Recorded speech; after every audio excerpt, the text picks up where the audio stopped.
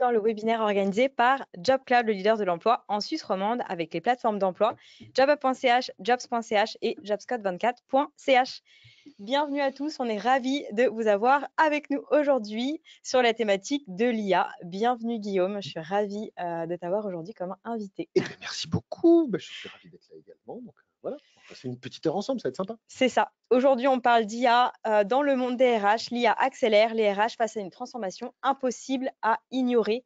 Voilà, avant de commencer, quelques petites informations. Ce webinaire est bien sûr enregistré. Vous recevrez le replay demain par email. N'hésitez pas à poser toutes vos questions. Guillaume est là pour répondre vraiment à toutes vos questions. Donc, allez-y sans filtre. C'est ça. On va avoir une grande partie de questions-réponses. Donc, c'est un peu le but. N'hésitez pas. Moi, je reçois tout après directement et on y va. C'est parti. Juste peut-être une dernière information. Est-ce que vous nous voyez bien? Est-ce que vous nous entendez bien? Ça nous rassurait de savoir qu'on est tout bon et qu'on peut commencer. Si vous pouvez nous dire dans le chat directement si on est bon. Ça marche pas? Est-ce que le chat dit quelque chose? Moi, j'ai pas accès au chat. Tu vois le chat? On attend un petit peu. Donc aujourd'hui, Guillaume, petit webinaire sur l'IA. Tu as plus de 20 ans d'expérience dans l'approche directe en recrutement. Tu es sourceur avec ton propre programme et tu es passionné d'IA. Je te laisse te présenter. Merci beaucoup, merci à toi. Eh bien, bienvenue. Me présenter. Oula, vaste sujet, effectivement. Donc, moi, je m'appelle Guillaume. Je suis un sourceur. Donc, moi, je travaille avec les recruteurs internes pour faire le sourcing à leur place. Okay. C'est-à-dire que lorsqu'un recruteur est bloqué en interne, est bloqué par un poste, il m'appelle et on travaille ensemble pour débloquer la situation. Et donc, je suis basé au Brassus, merveilleux endroit, voilà, la vallée de Joux, tout ça. Je suis le seul probablement non horloger à être par là-bas, mais entouré d'horlogers et très heureux. Et j'ai à peu près tous les tampons possibles et imaginables qui existent. Le plus important, c'est à droite, c'est que j'ai des chaussures rouges. Et en fait, les chaussures rouges de Sourcing Summit, ça veut dire que tu as parlé au moins 10 fois à Sourcing Summit, qui est la conférence de sourcing, etc. Je me demandais d'ailleurs pourquoi tu avais mis une photo avec les chaussures maintenant. Je sais. Ah ben voilà, ces chaussures-là, s'il y a des gens qui ont ces chaussures-là, ce sont les chaussures les plus cool du monde du sourcing. On n'est que 7 à les avoir, donc 2 qui ont encore les mains dans le cambouis à vraiment faire du sourcing et pas que de la formation. Donc voilà, premier français à avoir, enfin premier francophone à avoir parlé à SourceCon aux US et en Europe aussi. Bref, j'ai monté tout le sourcing chez Philip Morris au niveau, j'ai monté le modèle au niveau mondial. Et là, je viens de passer 2 ans chez Reality Labs Meta à m'occuper des projets, des recrutements et faire du sourcing sur la recherche avancée. Donc tout ce qui est métaverse, les lunettes, les trucs que vous verrez arriver dans 10-15 ans, voilà, c'est moi qui m'occupais de recruter ces gens-là. Et donc, je suis revenu chez Gate Solutions en fin d'année, où donc je fais du sourcing. Et en fait, pour faire simple, je fais 3 trucs. Pour moi, les recruteurs sont des cuisiniers. Et on peut être le meilleur cuisinier du monde. Si on n'a pas les bons ingrédients, on ne va pas réussir à sortir un grand plat. Donc, mon job, c'est très simple. Je fais du sourcing, donc j'apporte les plats et j'apprends aussi, je fais de la formation en sourcing, donc j'apprends aux gens à aller chercher en approche directe les bonnes personnes quand on ne les a pas. Et je fais un autre truc qui s'appelle du RECOPS. Désolé, hop, le RECOPS, c'est Recruitment Operations, c'est comme le DevOps pour le recrutement. Okay. En fait, j'aiguise les couteaux et je rajoute des thermomix sur les tables. C'est-à-dire que voilà, on aime les thermomix. Voilà, j'aide les recruteurs à faire une meilleure sauce, un peu automatisée. C'est toujours eux qui cuisinent, mais je les aide à mettre de l'IA pour faire les sauces et à affûter leur process, etc. avec les équipes internes. C'est les résultats qui comptent. Exactement. Donc, merci à tous d'être là. L'idée aujourd'hui, c'est pas de vous faire un cours sur voilà comment on prompt ChatGPT, on s'en contrefiche. L'idée, c'est pas de vous faire un cours sur comment ça marche l'IA, etc. C'est pas l'objectif non plus. C'est de se dire, l'IA va arriver. La question n'est pas est-ce que ça va arriver. La question, c'est juste quand. Okay, et avec quelle force, quelle magnitude est-ce que ça va changer les organisations et quand ça va arriver. Parce qu'on ne va pas se voiler la face, hein. Pour l'instant, ce n'est pas arrivé. Toutes les études montrent que les gens l'utilisent au final au travail relativement peu si on regarde réellement en pourcentage. Pour autant, il n'y a aucun doute sur le fait que c'est là. Et moi qui regarde beaucoup de choses en IA et qui trifouille beaucoup de choses, j'ai réussi à en sortir une sorte de pattern, enfin une sorte de logique que j'aime bien expliquer parce que c'est, je pense, là que c'est important de comprendre les choses. Donc, la première des choses, c'est que vous avez 3 types d'IA qui sont en train d'arriver, qui sont là ou qui vont arriver. La première, c'est les LLM, donc les modèles de langage. Donc, ce qui va servir à écrire, à résumer, à structurer, à planifier, à faire des recherches, etc. Donc, ça, c'est tout ce que vous avez pu entendre sur les ChatGPT, les Claude, les Gemini, les machins, les trucs. C'est absolument génial. Par contre, là, on parle d'un environnement business. Il faut faire très attention à ce qu'on rentre comme information dedans. Parce que, surtout si on est en gratuit, ce qui est souvent le cas des RH, hein, ils sont plutôt en gratuit, ils n'ont pas forcément accès en interne. Il faut faire très attention aux informations qu'on va rentrer à l'intérieur. On ne peut pas rentrer d'informations sensibles. Si on a envie vraiment de travailler avec, on va très vite se confronter à des informations sensibles. Donc, en dehors de faire des recettes de cuisine, et c'est super à la maison, voilà, c'est génial. Hein. Ça, c'est bon. Voilà. Et puis, il faut l'utiliser, utilisez-le, c'est absolument incroyable, etc. Générez des trucs, faites ce que vous voulez. Écologiquement, c'est pas fou, mais faites-le. En fait, la deuxième phase qui arrive dans les grandes entreprises, ça va être de faire un cloud sécurisé. Donc, d'avoir une sorte de chat GPT interne, ce qu'on va appeler en RAG. Mais il y a une autre solution que les gens n'utilisent pas et qui, en fait, fonctionne super bien pour les petites entreprises. C'est ce qu'on peut faire maintenant, qui est extrêmement simple. Et alors, je vous donne tout la présentation. Tous les liens que vous voyez qui sont en bleu sont téléchargeables. Il y a des tutos que j'ai récupérés sur Internet, etc. pour vous. Vous utilisez tout. Allez-y, faites-vous plaisir.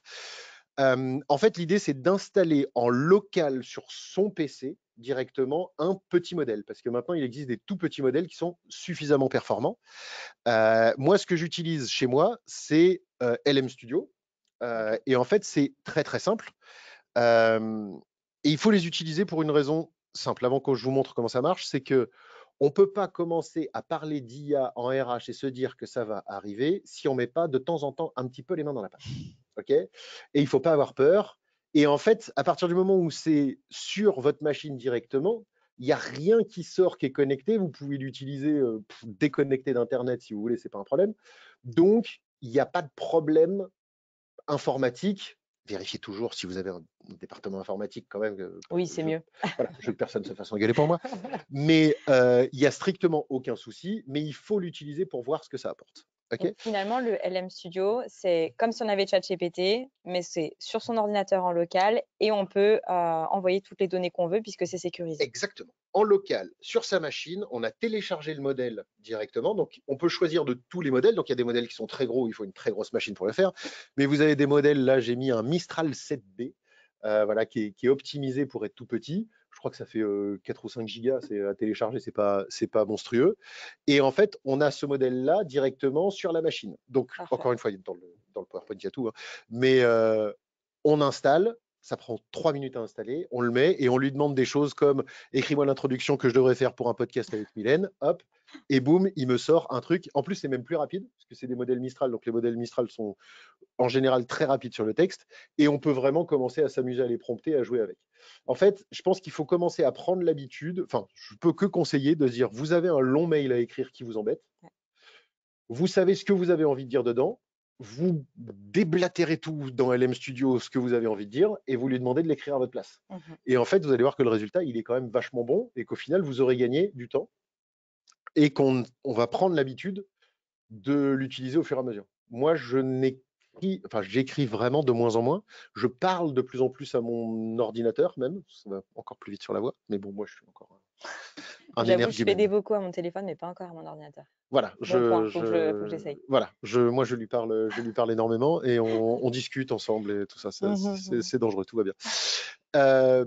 Donc ça, c'est absolument super. Alors clairement, hein, les résultats seront bien moins bons que sur un énorme modèle comme un ChatGPT ou un Claude, bien évidemment. Okay. Petit point écologique, quand ça tourne sur votre machine, ça coûte que l'électricité de votre machine, donc c'est pas en train de flinguer une rivière à l'autre bout de la planète. Okay. Donc ça, c'est déjà un truc qui est bien. Donc, pour les petits trucs, ça sert à rien d'utiliser le bazooka quand on a besoin de tirer une fléchette. Okay, si vous avez une fléchette, vous utilisez ça et ça va très bien. Il y a un truc que moi qui a vraiment changé ma vie, et que je ne peux que conseiller aux gens d'utiliser, c'est Notebook LM. Donc Notebook LM appartient à Google. Et si vous êtes sur la suite Google professionnelle, c'est-à-dire que vous ne vous connectez pas avec un Gmail personnel, mais vous vous connectez avec un Gmail d'entreprise, même sur les versions à 5 francs par mois. Voilà. Vous avez accès à Notebook LM. Et Notebook LM est juste incroyable parce qu'en fait, il va permettre de compiler plein d'informations et de pouvoir chatter avec ou de pouvoir même sortir un podcast des choses, ça c'est peu importe. Ce qui est important, c'est qu'on va pouvoir vraiment interroger des grandes bases de données qu'on aura créées soi-même. Donc, pour vous montrer très rapidement, pour rien vous cacher, je pars le week-end prochain au parc Astérix. Je n'ai jamais mis les pieds au parc Astérix. Je me suis dit, je fais ça comme ça au moins, il n'y a pas de problème de confidentialité, mais ça marche avec tous les systèmes confidentiels, il n'y a pas de problème, parce que ça respecte la RGPD. C'est même hosté en Europe chez Google maintenant, je crois. Et en tout cas, et ça n'entraîne pas le modèle. Donc, en termes de sécurisation de données, normalement, on est bon. Encore une fois, vérifiez avec votre département informatique. Je ne veux pas de problème, mais normalement, ça fonctionne. Donc là, j'ai balancé dedans directement. Je crois qu'on peut balancer jusqu'à 300 sources. J'ai balancé des vidéos, voilà, des vidéos YouTube, des sites internet, des PDF, des machins, des trucs. Et je lui ai dit, je pars au parc Astérix. Qu'est-ce que je dois faire?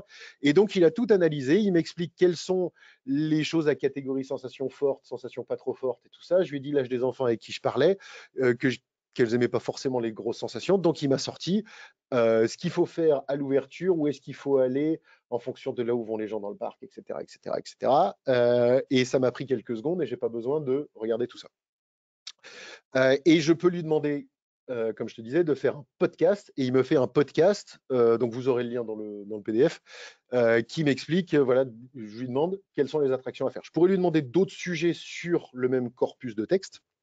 Mais là, je vais demander ça, ce qui me permet de sortir directement un podcast. Utilisation au travail intéressante. Là, vous avez par exemple une entreprise en France qui s'appelle La Super Agence qui utilise Notebook LM pour sortir un podcast par jour de 6 minutes avec 2 IA qui se parlent. Donc en fait, ils ont rentré toutes les données qu'ils avaient sur tout ce qui se passe en RH. Vous avez le lien aussi, hein, c'est sur Spotify ailleurs. Et tous les jours, ils sortent un podcast de 6 minutes sur un sujet qui concerne l'IA et les RH. Donc là, tu es en train de me dire que tous les intervenants que je contacte, j'ai plus besoin de les contacter en fait. Alors, attention, on se calme, ça fait des podcasts de 6 minutes qui sont quand même structurés d'une certaine manière. L'objectif, c'est pas de remplacer des humains, mais si vous avez, je sais pas, vous êtes dans un milieu qui a besoin de faire beaucoup de veille, vous pouvez tout à fait configurer pour que la veille arrive automatiquement sur un notebook LM. Et soit vous lui dites de vous faire un résumé des derniers trucs qui sont arrivés, je sais pas, les dernières législations, les derniers trucs en médicaux, enfin tout ce qui peut tomber, enfin voilà, plutôt que de lire tous les articles. Ou alors carrément, vous partez faire un peu de sport et puis vous écoutez un podcast qui en parle. Et après, vous irez revoir, bien évidemment, voilà. En fait, c'est juste incroyable parce que je l'ai fait aussi sur un petit truc. Peut-être que j'ai récupéré tous les PDF nécessaires du certificat RH. Et en fait, j'ai mon RH à moi sur Notebook LM gratuit qui répond à tout basé sur les informations du certificat RH. Donc j'avais posé, voilà, je suis un homme, je viens d'avoir un 3e enfant, à quoi ai-je droit? Et il me parle du congé paternité, du montant de l'allocation, des octrois d'allocation, etc. Mais tout ça, c'est pas affabulé potentiellement de choses qui viennent de droite ou de gauche, mais c'est vraiment basé sur les informations que je vais donner. Et là, encore une fois, si vous avez un système qui est en interne, vous pouvez l'utiliser en interne. Et donc ça, c'est une utilisation qu'on peut faire, j'ai envie de dire, au jour le jour. Alors, attendez, je vais essayer de ne pas faire n'importe quoi. Hop. Une utilisation qu'on peut faire au jour le jour, vraiment de l'IA, vraiment, en tant que RH, appliquée au business sans risque professionnel. OK. Ensuite, ce qui va arriver, ce qui est en train d'arriver, ce qui existe déjà aussi, c'est ce qui va être automatisation et qui, des fois, va avoir le joli mot d'agentique parce que c'est le truc qui. Mais ce n'est pas de l'agentique. C'est l'automatisation. Donc, ça va être chaîner des actions manuellement. Chaîner des actions manuellement, ça va être si ça arrive, alors faire ça. Okay, et on peut lui rajouter les blocs qu'on veut au fur et à mesure. C'est si un email arrive et envoyer automatiquement une réponse avec un lien vers mon calendrier. Voilà. Si ça arrive de telle personne, envoyer un lien avec mon calendrier. Ça peut être très pratique, ça peut être très bon. Encore une fois, il y a des choses qui existent qui sont même en gratuit et qui fonctionnent très bien. Vous avez tout ce qui est en cloud, du Zapier, du Make, du N8N, etc. Ce qu'il faut faire très attention si on a une utilisation business, c'est de ne pas rajouter une brique ChatGPT. De dire analyse mes emails avec ChatGPT et écris-moi une réponse. Ça fonctionne très bien, ok, et garde mon mail en message brouillon, comme ça je regarde mon brouillon, etc. et je renvoie. Voilà, c'est super, mais on a rajouté une brique qui part chez OpenAI. Et on fait très attention aux briques qui partent chez Mais là, OpenAI. c'est bon parce que tu nous as donné la solution juste avant, donc là, on est pas mal. Alors, la solution d'avant permet d'utiliser sur de la donnée qui est arrivée. OK. Ça, c'est pour faire des chaînes d'automatisation. Alors, je crois qu'OpenAI vient de sortir une sorte de copilote qui est connecté à ton Gmail et tout ça, mais encore une fois, on reste chez OpenAI. Non, ça, j'utiliserai pas de briques ChatGPT sur n'importe quelle chose qui correspond potentiellement à des données sensibles. Ouais. OK. Ça, on oublie. Si c'est des données qui ne sont pas sensibles, il n'y a pas de souci. Moi, j'ai un super système de gestion de candidature où je peux faire des trucs de fou maintenant. Je peux dire, si il pleut, alors dire à mes clients qu'il faut penser à prendre un parapluie ce matin et leur envoyer un message sur LinkedIn pour leur dire. Enfin, je peux faire des chaînes qui veulent plus rien dire. Enfin, je peux faire absolument tout ce que je veux. Là, c'est pas du confidentiel. Je peux analyser ce que je veux. Il n'y a pas de souci. Donc, toutes ces automatisations, c'est super. On peut les faire en local aussi. On peut l'avoir en local, mais ça va commencer à être très geek. Ce qui va arriver, et là où vraiment ça commence à devenir intéressant pour les RH, c'est de se poser la question de jusque-là, tout ce dont je vous ai parlé, ce n'est pas des révolutions. Okay, c'est les 4 geeks un peu bizarres de l'entreprise qui vont l'utiliser, okay, mais ce n'est pas la masse qui va l'utiliser. Non. La masse, pour moi, donc ça c'était les automatisations qu'on peut faire, pardon, j'ai oublié de passer ça. Donc c'est voilà, j'ai laissé ChatGPT gérer mes emails, je laisse des agents bosser à ma place, etc. Vous avez tous les liens. On peut faire des automatisations qui sont assez cool, allez-y. Ce qui va pour moi vraiment révolutionner les choses, c'est ce qu'on va appeler agent IA. Alors attention, ça va être le mot de 2025-2026, on verra si c'est 2027, mais si vous n'en avez pas déjà pris plein la tête, vous en prendrez encore plein. Ça va arriver partout. En fait, quand on se dit que l'automatisation, on chaîne manuellement. Si ça arrive, alors faire ceci. OK. L'agentique va être de laisser la machine faire les choses. C'est-à-dire de dire, je veux que tu répondes à mes emails. Et non pas, si un email arrive, alors faire ceci, donc cela, donc chaîner et retracer le process. C'est la capacité du système à interagir avec différents outils et à faire des actions réelles à votre place. OK. Et ça, à partir du moment où ça va arriver, pour moi, donc vous l'avez sur les parties publiques, ça existe déjà du Orchestrator chez OpenAI, du Manus AI qui est chinois, attention, voilà. Mais tout ce qui va être vous avez Lindy, vous avez Relevance, qui sont des choses qui vont être encore au-delà de ce que Make est capable de faire. C'est-à-dire, on va vraiment arriver sur. Alors là, c'est des chaînes qui sont plutôt déjà écrites. On va pouvoir modifier, mais on est quand même beaucoup plus complexe déjà. Pour moi, la révolution, elle est au moment où ces systèmes-là, ils vont arriver dans les systèmes d'entreprise. Parce qu'à partir du moment où vous êtes une entreprise qui travaille dans son ERP toute la journée, et que cet ERP a un agent qui commence à faire des choses à votre place sur la base d'un prompt, ou alors même sans rien, qui sait qu'il doit faire ça et vous rendre des comptes, on est sur quelque chose qui fait un travail. On n'est pas juste sur un outil qu'on utilise, on est sur quelque chose. Voilà. On ne fait pas juste des demandes. Voilà. Ça fait du travail, vraiment. Et donc, ça commence à faire exploser votre productivité. Okay, et pour moi, la problématique à l'échelle pour les entreprises, elle se pose là. C'est que dès que ces systèmes-là vont arriver, en une mise à jour de système, en une nuit, entre guillemets, voilà. Mais on ne sait pas quand. On ne sait pas quand, parce que ça va dépendre des systèmes.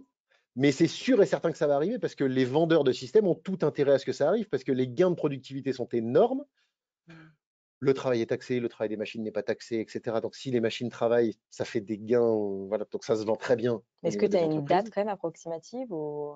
Alors, sur le talent acquisition, ça arrive, c'est en place. C'est en train d'être en place. Ça commence en 2025. Okay. Okay, sur des gros systèmes, enfin, avant que ça arrive sur un SAP, par exemple, vu à quel point c'est customisé, et voilà, pas tout de suite, il y aura des petites briques à droite à gauche, mais plus ça va être des choses qui vont être complexes à imbriquer, plus ça va prendre du temps. Mais plus ça va être aussi des entreprises internationales, plus il va y avoir un intérêt à le faire. OK.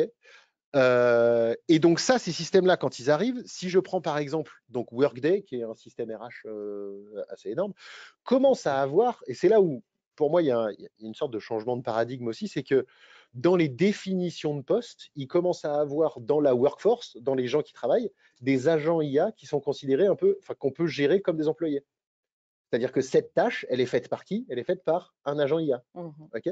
Et en fait, on a plein d'agents qui peuvent travailler dans le système, qui font des choses que les gens ne font pas forcément, ou en tout cas qui est très compliqué.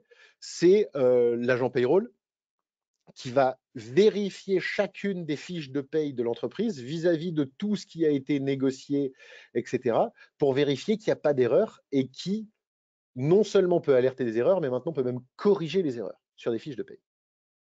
Et ça, c'est entièrement en automatique. Il y a encore plus de confidentialité en plus sur les fiches de paie. Voilà. Mais là, on est vraiment dans le système ERP, c'est-à-dire qu'on n'a Ouais. pas de souci de gestion de données, Oui. parce qu'on est dans le système ERP. On ne va C'est pas protégé. commencer à jouer avec un chat GPT Non, non. et on va Là, pas c'est là-bas. protégé. Voilà, on est dedans.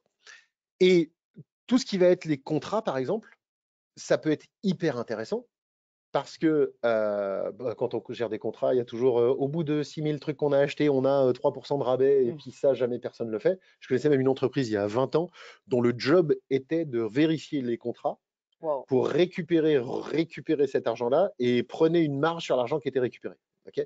Et ça, maintenant, c'est fait par des agents IA. Mais ce qui est super intéressant pour les RH, c'est tout ce qui va être mobilité de talent. Parce qu'en mobilité de talent, il y a des choses qui vont être super intéressantes qui vont arriver.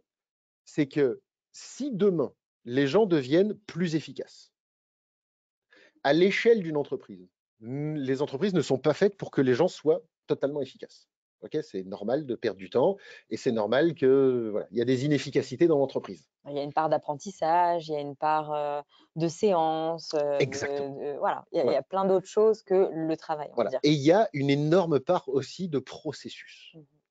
Et en fait, cette part de processus, si les process, on les enlève et qu'on les automatise, et je ne parle pas de remplacer des jobs entièrement. Il y a des jobs qui vont être potentiellement entièrement remplacés. Peut-être que les gens qui écrivent des contrats pour des avocats, même s'il faut les revérifier derrière et que pour l'instant ça ne fonctionne pas, on peut se dire que dans 2, 3, 4 ans, ce sera tellement bon que la probabilité qu'il y ait une erreur, même s'il sera toujours revérifié, au lieu d'avoir 10 personnes qui écrivent, il y aura une personne qui écrira pour 150 avocats, et les avocats auront le job de revérifier derrière. Mais ça sera plus réellement un job, entre guillemets. Mais qu'est-ce qui se passe dans les entreprises si les gens deviennent 20%, 30%, 40% plus efficaces? À l'échelle d'une entreprise, quand ce n'est pas tous les employés d'une entreprise, mais c'est que certains départements, les personnes qui peuvent envoyer des factures peuvent envoyer 8000 factures au lieu de 100 factures. Est-ce qu'on en a 8000 des factures? Ça ne va pas 8000 factures envoyées. Du jour au lendemain, l'entreprise ne se retrouve pas avec 8000 factures envoyées.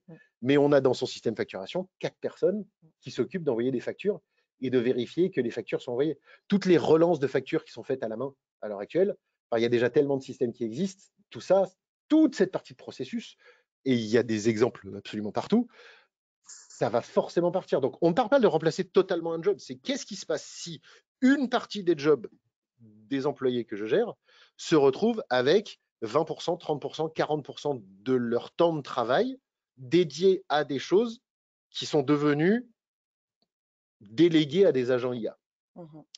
En tant que RH, ça commence à désorganiser fortement l'entreprise. Oui. Parce que se commence à se poser des questions de qu'est-ce qu'une entreprise, voilà, qu'est-ce qu'une entreprise, et puis qu'est-ce qu'une compétence, tout simplement. Moi, ça fait, comme tu disais, 20 ans que je fais de l'approche directe, 20 ans qu'on me demande des gens qui sont forts sur des macros Excel. Voilà. Savoir écrire une macro Excel en VBA, il y a encore quelques années, c'était le Graal absolu. Voilà. Un financier qui sait écrire des macros en VBA, c'était plus cher que les autres, parce qu'il sait écrire des macros en VBA. Maintenant, ce n'est plus une compétence, déjà. Donc, qu'est-ce qu'une compétence? Et dans le cadre où on se retrouve avec énormément de gens qui ont des compétences, et là, je parle de hard skills, de compétences dures, hein, voilà, celles qu'il y a sur les descriptifs de poste. Compétences techniques. Celles sur lesquelles on trie les CV. Parce qu'en fait, on sélectionne les gens en entretien, en assessment sur la personnalité potentiellement, mais ça, il faut les voir. mais on trie et on donne sa chance à ceux qui viennent à un entretien basé sur des hard skills. Oui. C'est est-ce qu'il y a suffisamment d'expérience là-dessus? Quelqu'un de dynamique, motivé, le mieux, la tête bien faite. Voilà. Quelqu'un qui a la tête bien faite, ça ne se voit pas sur un CV. Ça se voit potentiellement en entretien, ça ne se voit pas sur un CV. Il faut la rencontrer, la personne, ça c'est sûr. Exactement. Mais on ne peut pas rencontrer tous les gens qui postulent. C'est juste impossible. Donc, on fait une sélection basée sur des hard skills qui ont potentiellement plus lieu d'être. OK? Sur le job qui est réellement fait. Et les compétences qui vont être nécessaires vont être des compétences, je crois que je l'ai mis après, je le verrai après, c'est des compétences de communication, d'esprit critique, et les deux autres, j'arrive, je vais les retrouver tout de suite. Non, plutôt soft skills. C'est complètement des soft skills, parce qu'en fait, à partir du moment où on se retrouve avec un système face à soi, il faut être capable, en fait, le système va savoir faire le travail, il faut juste lui dire quoi faire. Voilà. Mais du coup, comment on fait? Parce qu'aujourd'hui, on recrute en fonction des compétences techniques. Si demain, on recrute en fonction des soft skills, comment ça change tout le processus? Comment Bonne ça se question. passe? Qu'est-ce que je fais moi avec mon CV si je veux postuler? Alors, c'est bien plus large que ça, parce que le CV, il va être écrit par IA. OK. Vu qu'en fonction du... En fait, on a une première interface qui va être le descriptif de poste que j'ai écrit. D'accord. Le corollaire parfait va être le CV écrit par IA qui y colle parfaitement. D'accord. Parce que maintenant, il y a des systèmes qui existent, il y en a plein qui existent, où on peut faire directement son CV en fonction. Voilà. Donc, moi, si je suis un humain qui regarde au milieu, je me dis, oh, ce CV est superbe. D'accord. Et voilà. Le problème, c'est que je vais être obligé de mettre, face à ce flot entrant qui va être supérieur, je vais être obligé de mettre un système de scoring en face pour essayer d'effacer enfin d'effacer, pas d'effacer, mais de désélectionner, ou en tout cas de dire il y a une probabilité moins importante d'intérêt, enfin que cette personne corresponde. Je veux quelqu'un avec 10 ans d'expérience, je ne peux pas en vouloir à quelqu'un qui a juste fait un apprentissage de tenter le coup et d'envoyer son CV. Je ne peux pas lui en vouloir. Mais par contre, il ne sera pas sélectionné et du coup, il aura un scoring plus bas. Exactement. Il aura un scoring plus bas, ce qui, moi, va me faire gagner le temps de je clique, j'ouvre, je télécharge le CV, je regarde si ça m'intéresse, j'envoie une réponse négative. Voilà, ce petit triangle-là magique du recrutement. Donc ça, déjà, ça va partir. Mais après, il va falloir que je fasse une sélection. Alors là, comment ça va être fait? C'est que je vais me retrouver avec potentiellement trop de CV qui ont été écrits par des IA qui ont comme objectif de faire un scoring supérieur. Je me permets de préciser, les systèmes de scoring dans les ATS n'existent pas à l'heure actuelle en Suisse et ne sont pas mis en place. C'est un mythe absolu. D'accord ? Voilà, je tiens à le préciser. Donc, ne prenez pas des formations sur comment faire votre CV qui passe une IA. Ça n'existe pas. D'accord ? Pas mis en place en Suisse. C'est en train d'arriver, c'est en train d'être mis en place et ça va arriver dans le futur. OK ? Mais ce n'est pas la peine d'essayer de faire ça. Comme ça, c'est cadré. Parfait. Donc, j'ai une IA et après, je vais devoir faire un choix entre un 92 et un 87. Mais du coup, ça veut dire quoi? Ça veut dire que tu passes plus d'entretiens qu'avant, puisque tu as plus de candidats qui potentiellement peuvent matcher. Alors, oula, on ouvre le champ des possibles. Pour moi, il va y avoir d'autres types d'interactions qui vont rentrer, notamment avec des IA voice. Au téléphone, c'est-à-dire des préqualifications sur certains types de postes, ça va être intéressant de donner sa chance à plus de gens. Et donner sa chance à plus de gens, ça peut être de passer par une friction, entre guillemets, mais qui va permettre de se dire, ce CV sur le papier n'est pas absolument parfait, mais je veux donner sa chance à la personne et je ne vais pas avoir le temps, moi, nécessaire de passer un entretien téléphonique avec cette personne, mais je peux laisser cette personne potentiellement faire. Donc, c'est tout un champ. Mais alors, sur quel type de poste, à quel niveau, quand l'utiliser, quand ajouter de la friction, enfin, avoir 3000 personnes qui postulent et balancer 3000 entretiens automatiques, mauvaise idée. Non, oui, c'est trop. Voilà, ça ne sert à rien, ça fait perdre du temps à l'humanité. Voilà, ça ne sert à rien. Donc, tout ça sont des choses qui sont en train d'arriver et on va essayer de... Enfin, il y a tellement de paramètres qui bougent que ça va être difficile. Okay, si on revient à ce qu'on disait, sur les compétences hard skills qui arrivent, à l'heure actuelle, les entreprises n'ont aucun moyen de savoir qui a des réelles compétences dans l'entreprise. Enfin, il y a des schémas qui existent, il y a des choses, mais c'est tagué à la main. C'est encore très manuel. et c'est très rarement, voire quasiment jamais à jour, si encore ça existe. Okay, un référentiel de compétences dans les entreprises. Okay, et on regarde avec l'IA qui arrive des choses qui, sur le papier, sont des bonnes idées. Je prends un exemple de Microsoft que vous avez là, qui est donc Skills, People Skills, ce qu'ils appellent, qui est lié à Microsoft Viva, etc. Qui se dit, si les gens utilisent Microsoft 365, alors ils sont en train d'interagir. Oui. Donc, s'ils sont en train d'interagir, je peux analyser, parce qu'ils fabriquent de l'Excel, ils fabriquent du PowerPoint, ils fabriquent des choses, et je peux leur attribuer potentiellement des compétences que je pourrais ensuite revalider dans le système RH. Waouh. Sur le principe, on se dit, compétences, on n'a plus besoin de le taguer à la main.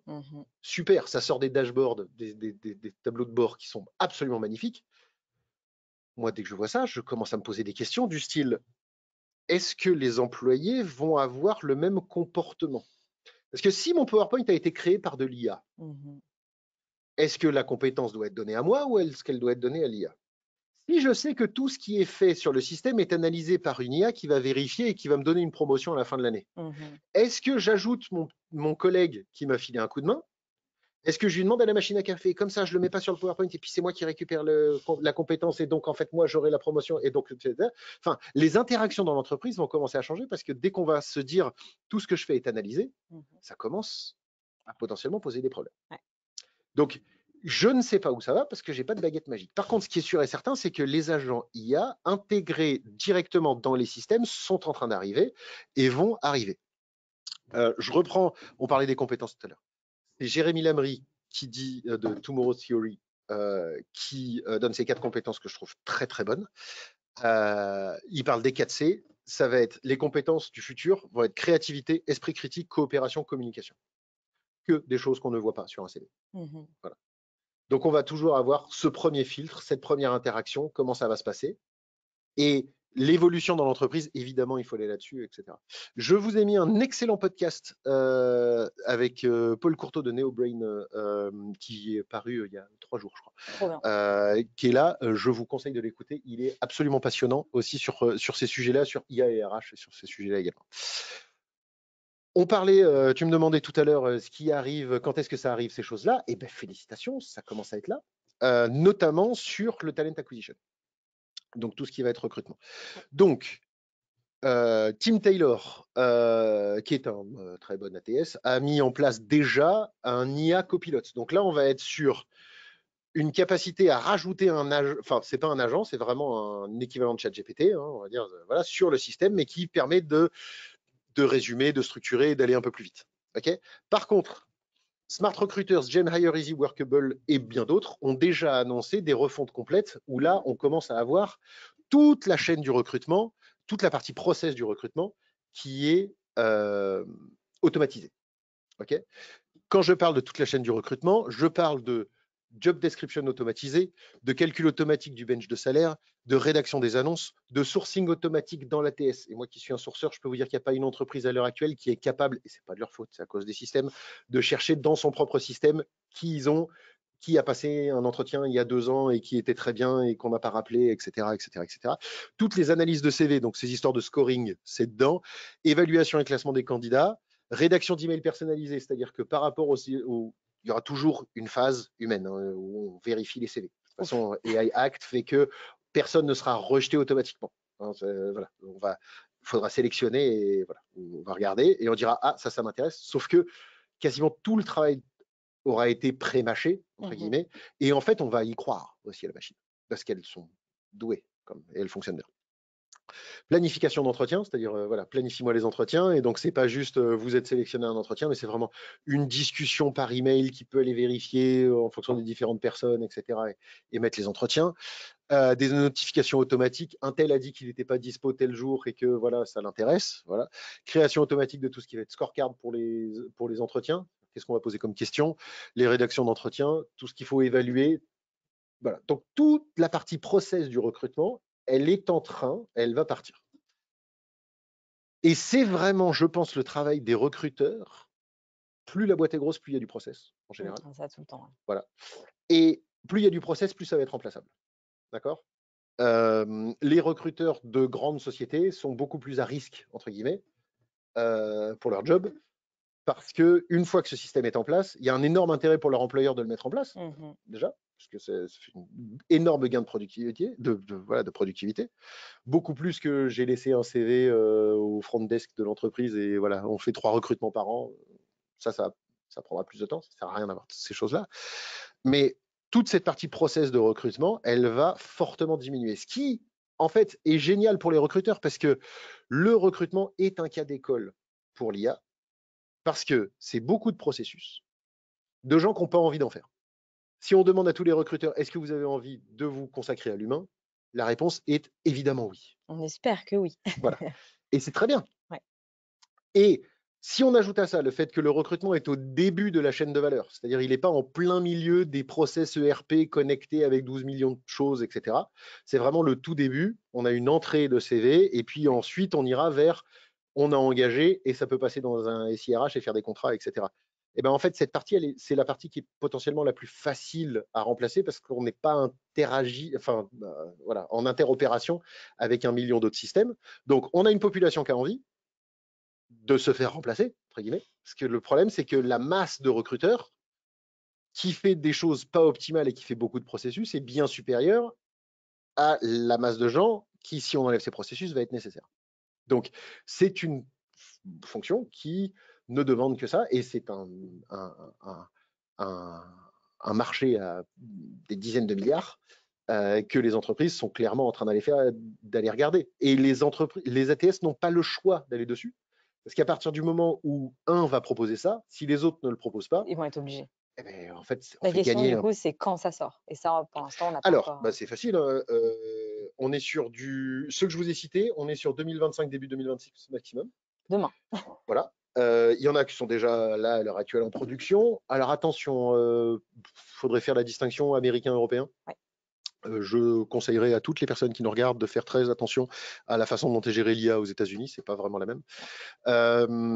Et donc de faire attention à ce que les process soient, ils vont un peu vite, voilà, nos collègues américains, en tout cas pour moi, et il faut faire les choses proprement. Mais c'est possible de le faire proprement, et en tout cas, c'est sûr que c'est une histoire, c'est même plus une histoire d'années, c'est une histoire de mois. Ce qu'il faut surtout pas faire à l'heure actuelle, c'est changer d'ATS maintenant, entre guillemets.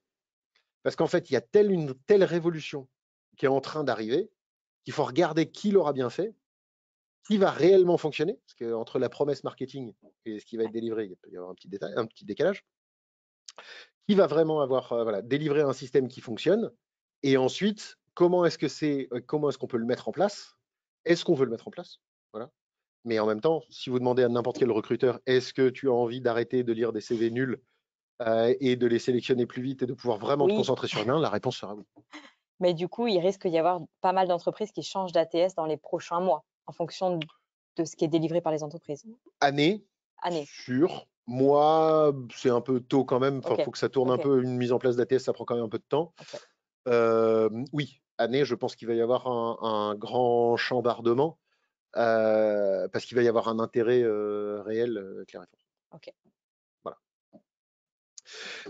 Alors, on a fait quoi? 39. On est pas mal. On est pas mal. On est pas mal. Ouais. Parce que justement, on voulait prendre le temps. Donc, j'ai beaucoup parlé. Il reste encore plus de 200 personnes, donc c'est bien. Ça veut dire que j'ai pas dit. Peut-être où tout le monde s'est endormi devant son écran. Je n'ai pas accès au chat, je ne vois rien. Dis-moi tout. Donc déjà, peut-être pour démarrer, n'hésitez pas à poser toutes vos questions dans le chat. Il n'y a pas de questions bêtes. Guillaume est là pour ça. Il est prêt à tout recevoir.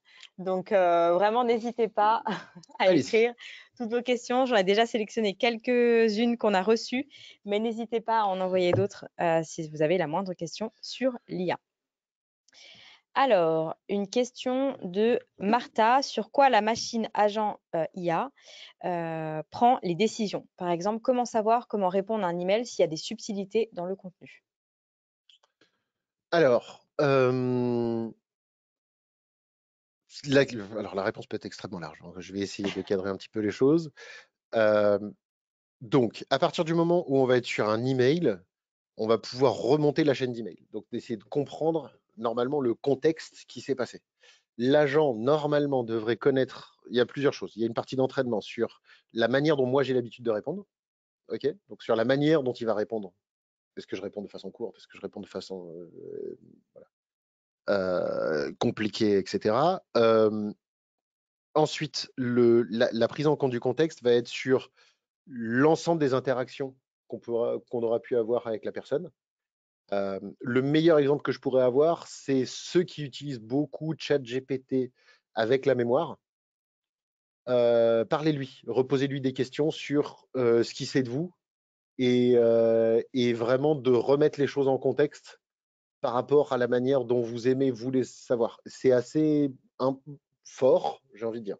Encore une fois, là, j'ai pas la réponse complète parce que je ne les ai pas testés réellement de ce que j'appellerais moi un agent IA complet lié à des emails. Si on parle juste des IA avec des automatisations, c'est-à-dire je prends un email, je balance sur ChatGPT pour faire une réponse, on est sur quelque chose de quand même très basique.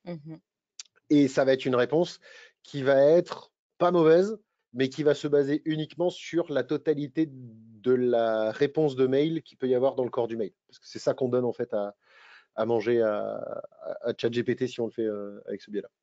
Super, merci. Du coup, j'enchaîne, j'ai reçu d'autres Oui. questions. Une question d'Anastasia, comment faire pour programmer toutes les automatisations? Et là, on a des exemples, formation, recherche, ChatGPT. Alors, donc, formation, recherche, ChatGPT. Comment sélectionner toutes les automatisations? Comment Donc, faire pour programmer? Ouais. comment faire pour programmer? On va dépasser un petit peu le temps qu'il en est imparti. Donc, si on veut faire des vraies automatisations, si on parle vraiment de la partie d'automatisation, Oui. il faut choisir entre Zapier, Make et N8N, qui sont à peu près les trois. Savoir, la question, c'est comment on va rentrer les informations dans sa chaîne. Donc, c'est une chaîne de pensée. Si je reviens ici, hop, je vais essayer de revenir, tac, tac, tac, ici, là. Donc, si vous regardez, ça, c'est une chaîne que moi, j'ai mis en place, que je suis en train de mettre en place. Okay. L'objectif de cette chaîne, c'est de sortir de l'algorithme de LinkedIn. L'algorithme de feed de LinkedIn me donne des réponses par pertinence. C'est-à-dire, il me montre des posts qui pensent que j'ai envie de voir, qui ne sont pas des posts que j'ai vraiment envie de voir. Okay. Pour beaucoup, et ça m'énerve. Donc, mon objectif, c'est de quoi? De dire, je vais extraire tous les posts faits par mes contacts de niveau 1 dans les dernières 24 heures, dans un endroit, et ça, je vais l'analyser. Okay. Donc, je rentre des chaînes qui vont être, j'analyse, je fais un text parser, donc je vais comprendre ce qu'il y a dans le texte, okay. Je vais le traduire, je vais le rentrer tout ça dans un Google Sheets que je vais balancer. Alors, moi, c'est pas grave parce que c'est du chat GPT, je sais, il faudrait pas. Mais voilà, j'ai pas d'autres blocs à l'heure actuelle. Et mon objectif, c'est de déterminer, là, ma vraie question, c'est qu'est-ce qu'un post intéressant? Quel est le prompt que je donne pour déterminer ce qui est intéressant? Ouais. Donc, la question qui est par rapport à comment je vais chaîner tout ça, je dois réfléchir à qu'est-ce que j'ai envie qui rentre, donc ça s'analyse, hein. Qu'est-ce que j'ai envie qui rentre, où sont mes sources, comment je peux compiler mes différentes sources d'informations entrantes, est-ce que c'est, si c'est pour de la veille, est-ce que c'est un flux RSS d'articles, par exemple, qui va rentrer, est-ce que c'est des recherches qui sont faites, voilà, qu'est-ce qui doit rentrer, ou alors si c'est mon système interne, qu'est-ce qui doit rentrer, ok. Qu'est-ce que je veux faire avec? D'accord? Est-ce que je veux les analyser et passer par un bloc d'analyse? Est-ce que je veux juste les retransférer à différentes personnes? Est-ce que je veux les rentrer dans un... Malheureusement, il n'y a pas le bloc NotebookLM, sinon je l'utiliserai tous les jours, de le balancer dans NotebookLM pour qu'ensuite je puisse l'utiliser. Il y a toutes ces choses-là qu'il faut analyser, mais c'est une histoire de comprendre son flux et d'analyser son flux et de le mettre en place. Voilà. Et quel est l'output après, ce qu'on veut en sortir. Trop bien, merci. Prochaine question. Une question de Maïda. Et le poste des responsables RH dans tout ça, si une grande partie de notre travail est remplacé par l'IA, qu'est-ce qu'on doit faire? Quelles compétences avoir, acquérir pour garder notre employabilité? Donc, je pense que les RH sont... Alors, personnellement, je pense que les RH sont pas des masses à risque tout de suite. Ok. Quand tu dis tout de suite, parce C'est-à-dire que, qu'on a en vu que ça fait, allait très vite. je pense que les process RH, en fait, les RH qui font des processus sont à risque. Ok.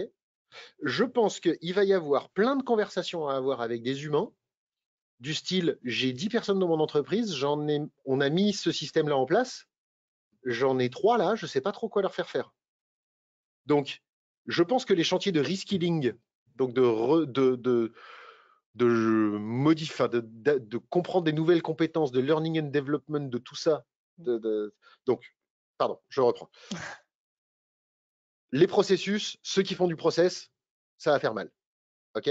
Ceux qui font de la paye du process, j'ai envie de dire, ceux qui respectent le certificat RH, ça, je l'ai remplacé moi par Notebook LM. Enfin, c'est ça, cette partie-là du travail va s'en aller. OK, en tout cas. Deuxième chose, par contre, la partie humaine que tout le monde veut faire, je pense qu'elle va s'amplifier. Il y a les slides qui sont partis. Allez, celles qui sont parties. Je n'ai rien touché. Les slides sont partis. Je reviens. C'était où? Je n'ai pas touché. C'était chez Keynote? Non, c'était pas chez Keynote. Je reviens. Si tu fais comme ça, tu sais. Non. J'ai pas touché. On a un petit problème technique. Oui, petit problème technique qui arrive. Parce que oui, c'était sur Drive, donc c'était sur Brave, je crois. C'était voilà. Parfait, trop bien. C'était revenu. Pourtant, Ouais, c'est très bien, elles sont parties. Donc oui, toute la partie processus, ça s'en va. Et ensuite, par contre, la partie humaine, je pense, va fortement s'amplifier. Des gros chantiers au niveau du reskilling, de énormément de chantiers. J'ai vu des articles très intéressants.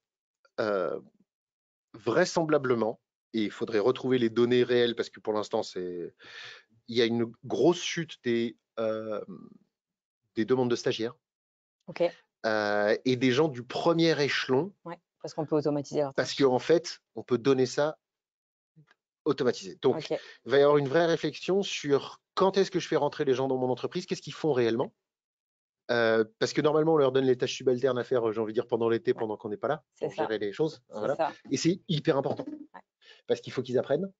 Comment vont faire les stagiaires Comment Déjà que c'est pas évident de trouver un stage. Exactement. Mais moi, je pense à cette génération qui s'est mangé un Covid en pleine matu, qui vient de finir ses études et qui là arrive face à ça. Enfin, bonne chance.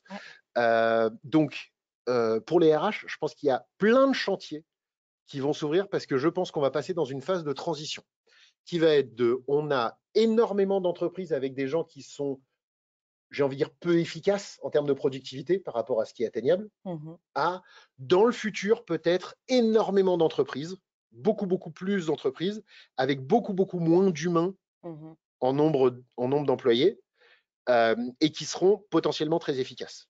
Avec des agents IA. Exactement. D'ailleurs, tout le monde dit, on attend la première licorne d'un solopreneur, c'est-à-dire quelqu'un qui serait tout seul et qui aurait une société à 1 milliard. Il y a des gens qui disent que ça va arriver. Et le grand truc dans la Silicon Valley, c'est combien je fais d'argent avec le minimum possible d'employés et le maximum possible d'IA, etc. Parce que forcément, ça dilue moins les... Voilà, il y a tout ça.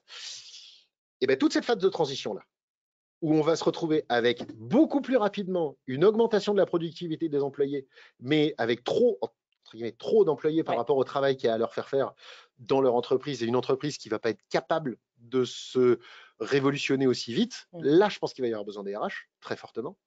Je pense qu'au niveau de notre société, la politique ne joue pas au même rythme.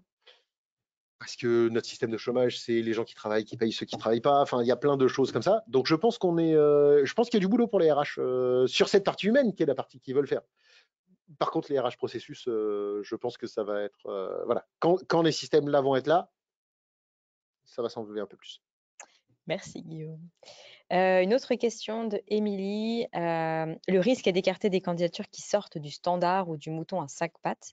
Comment mettre en avant les candidatures atypiques qui peuvent être un vrai atout dans nos entreprises pour autant que la culture soit ouverte à la diversité?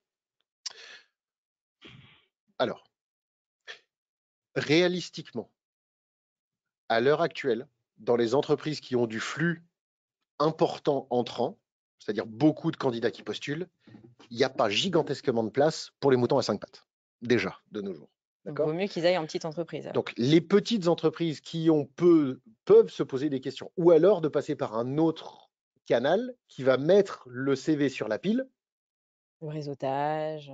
Faire en sorte que le CV arrive sur la pile. Voilà.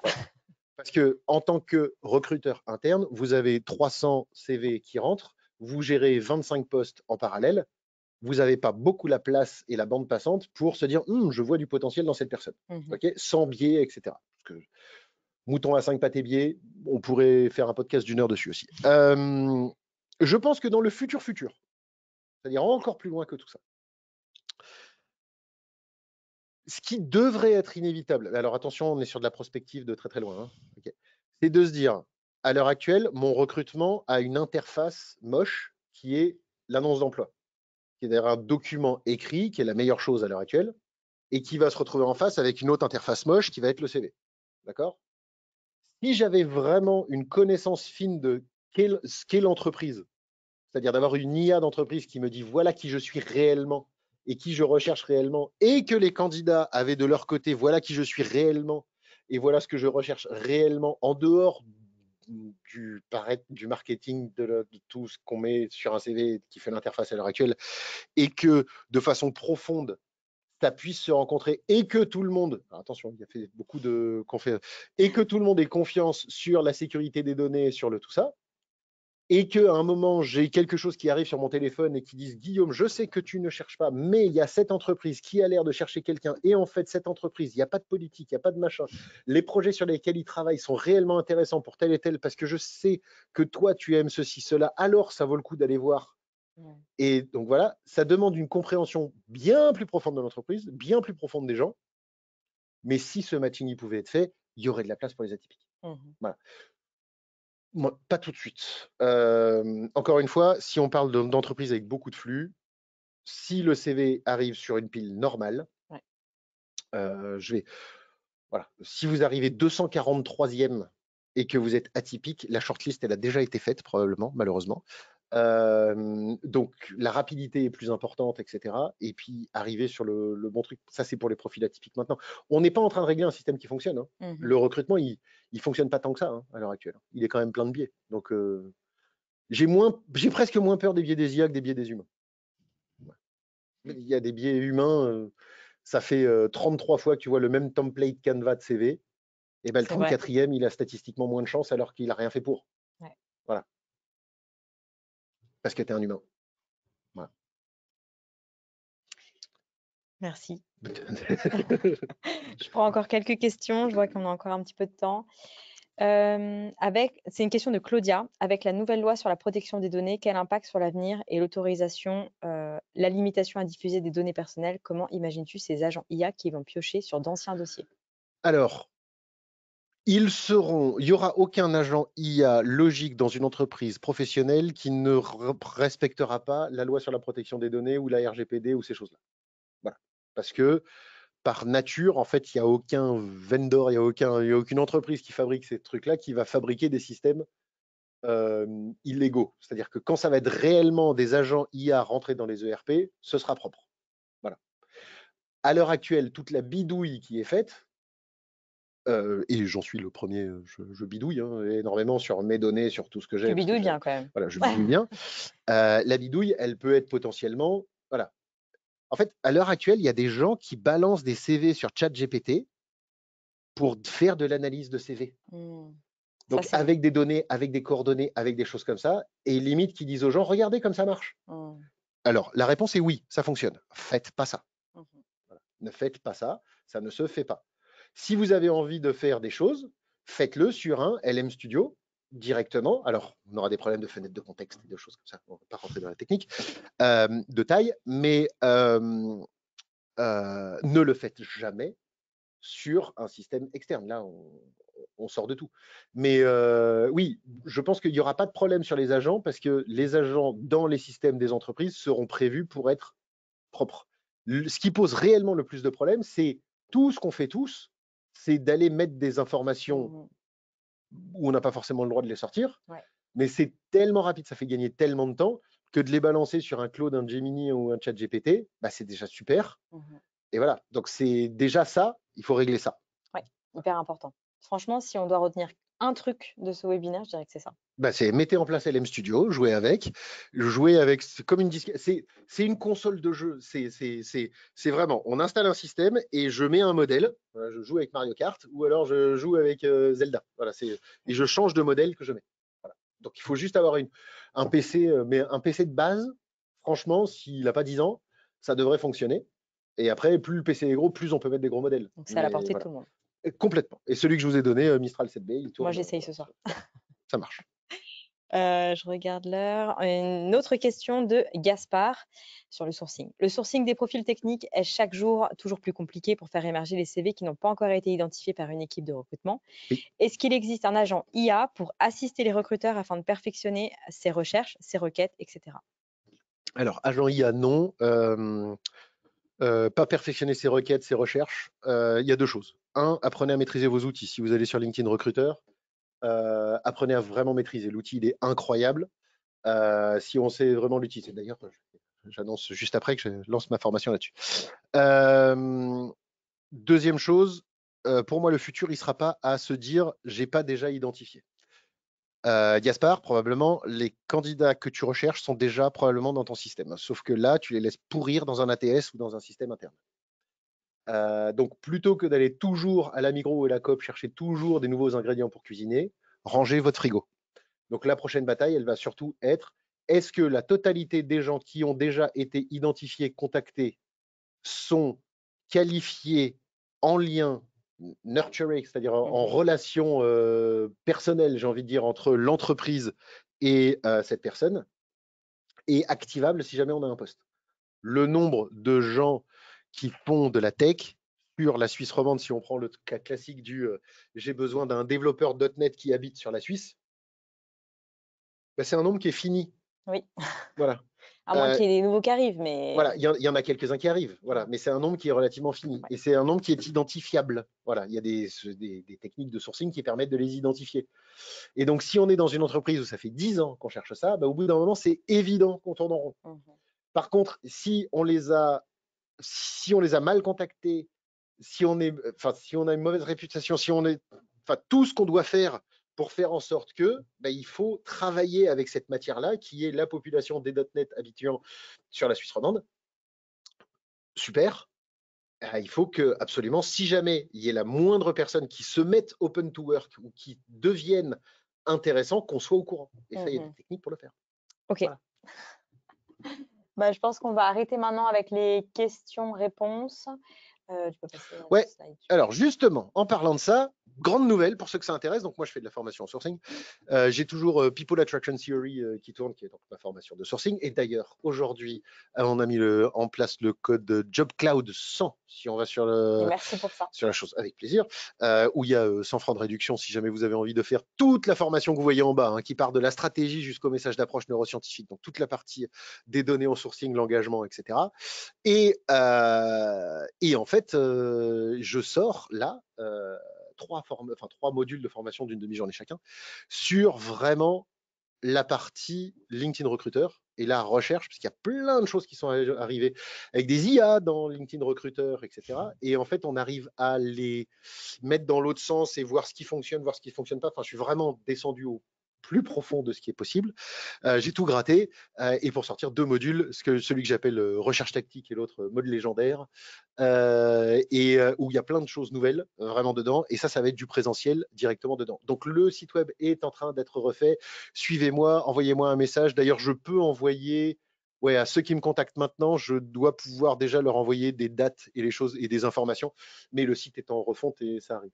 Voilà, on est allé un peu plus vite sur le webinaire que ce que j'ai réussi à suivre. Allez directement sur le LinkedIn de Guillaume et puis vous pouvez le contacter, vous aurez toutes les infos. Exactement. Et évidemment, vous n'hésitez pas, vous pouvez télécharger la totalité de la présentation sur le lien qui est donné là. On vous envoie également le lien dans le chat. Voilà. Vous avez le 24 juin à Genève, s'il y en a que ça intéresse, il y a Besoin de rien en Vidia, qui est donc une conférence qui va parler d'IA et RH, bizarrement, et où j'interviendrai. Voilà. Mais cette fois en physique, donc c'est bien les webinaires, mais voilà, c'est bien le physique aussi. N'hésitez pas à vous relier directement à moi sur LinkedIn. Et pour moi, c'est tout. Et puis, je crois que voilà, le lien vers le webinaire, on vous envoie tout ça aussi c'est repris. Le chat. Voilà. Oui, j'ai fait une vidéo sur un peu plus longue sur IARH et Talent Acquisition. Le lien aussi arrive dans le chat, bien évidemment. Sinon, vous me demandez, il n'y a pas de souci. Et le prochain webinaire, webinaire qui aura lieu le 1er juillet à 11h.